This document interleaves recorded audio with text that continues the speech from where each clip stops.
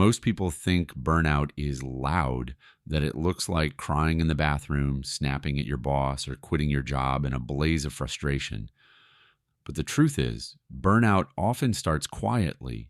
It doesn't scream, it whispers, it doesn't collapse, it erodes. And that's what makes it so dangerous.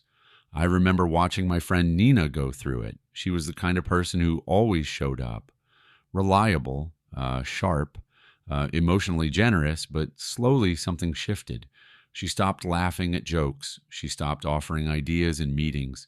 She didn't complain. She didn't break down. She just evaded, and no one noticed. Not her manager, not her team, not even her closest friends, because she was still functioning, still performing, still fine, but inside she was hollowing out.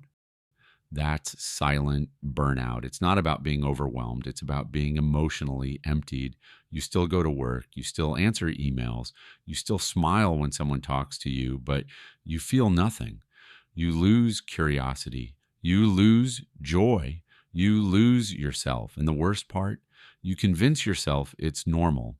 It often begins with emotional flatness.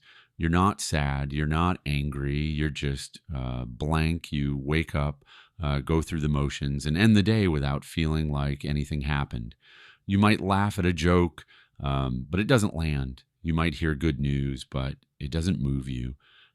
It's like your emotional range has been muted, not because you don't care, but because your brain is conserving energy.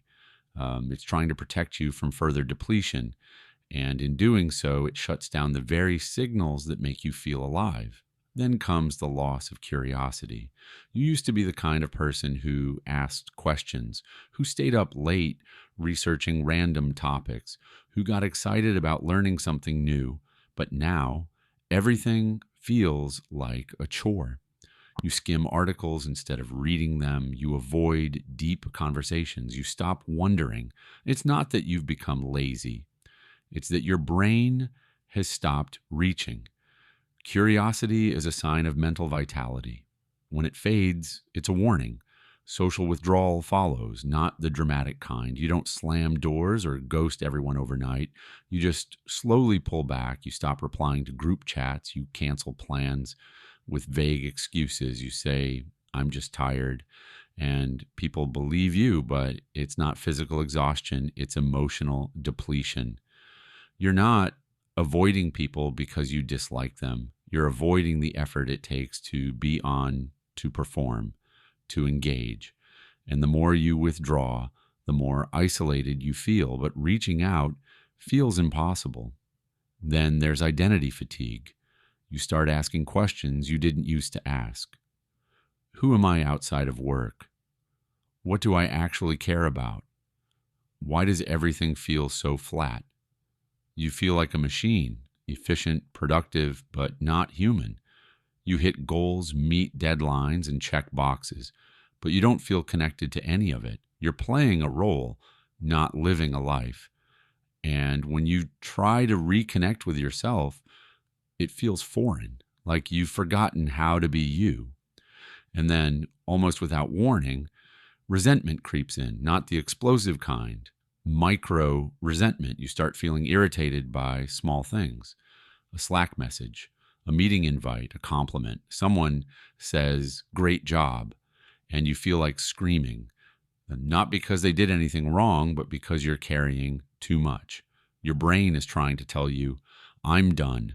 But you keep going, you keep pushing, and the resentment builds quietly until it starts coloring everything. Actually, even the things that used to light you up start to feel dull. You hit a goal, finish a project, get praised, and it doesn't land. You say thank you, but inside, it's flat. That's reward numbness. Your brain's dopamine system is worn out. It's not that you don't care, it's that your system has stopped responding. You're not lazy, you're chemically depleted, and when wins stop feeling like wins, it's hard to stay motivated. So you start escaping, not in dramatic ways, just little rituals. You scroll, you snack, you binge, you open apps without knowing why. You avoid tasks, you avoid decisions, you avoid yourself. These aren't bad habits, they're survival mechanisms. Your brain is trying to protect you from more stress, but the more you escape, the more disconnected you become. And eventually you forget what it feels like to be fully present. Ironically, some people respond to burnout by doing more. They become hyper functional and they say yes to everything. They take on extra projects. They become the go to person. From the outside, they look like high performers. But inside, they're terrified of slowing down, terrified of being forgotten, terrified of facing the emptiness. Hyperfunctioning is burnout in disguise. It's not strength, it's fear dressed as productivity.